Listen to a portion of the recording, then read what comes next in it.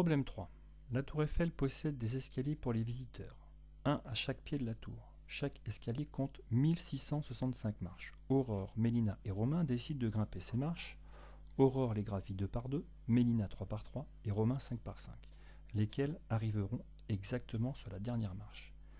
Alors là, on ne demande pas lequel ou laquelle arrive en premier, on demande lequel arrivera exactement sur la dernière marche, c'est-à-dire qu'à son dernier pas, il faut que le pied soit posé tout en haut de la tour Eiffel et qu'il ne reste pas de marche devant son pied à franchir à nouveau. Donc pour Aurore,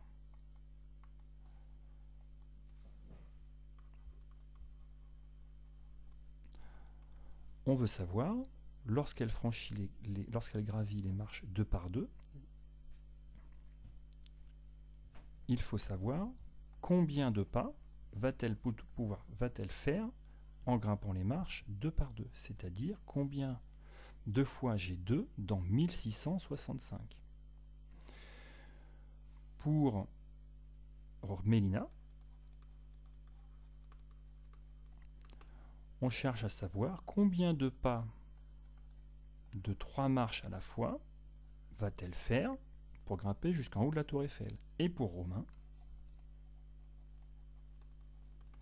combien de pas va-t-il faire de 5 marches à la fois, donc des grands pas, pour aller jusqu'en haut de la tour Eiffel. Alors ces divisions euclidiennes, on pourrait les compléter en posant les opérations, mais en fait on va utiliser la calculatrice. La division euclidienne de 1665 par 2 me donne le quotient 832, le reste 1. Donc pour Aurore, le quotient vaut 832 et le reste vaut 1.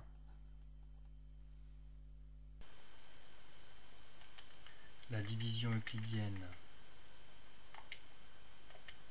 de 1665 par 3 me donne un quotient 555, le reste 0. Donc pour Mélina, le quotient est 550 et le reste est 1.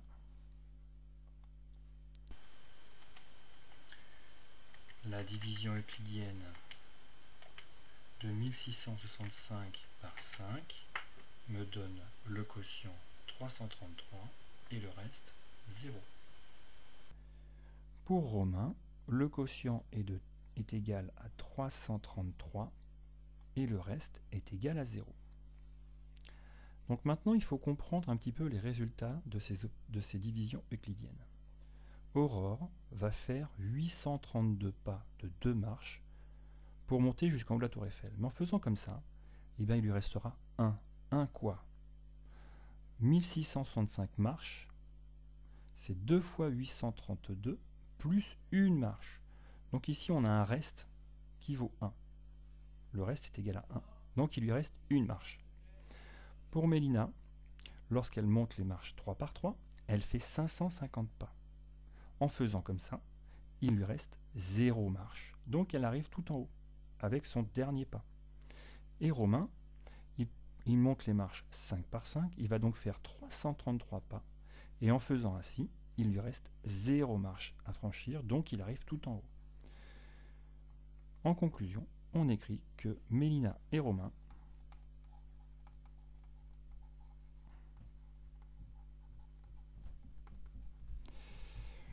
arriveront exactement sur la dernière marche.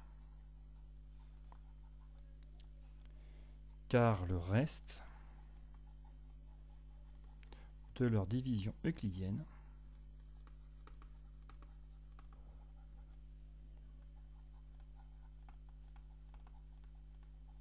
est égal à 0.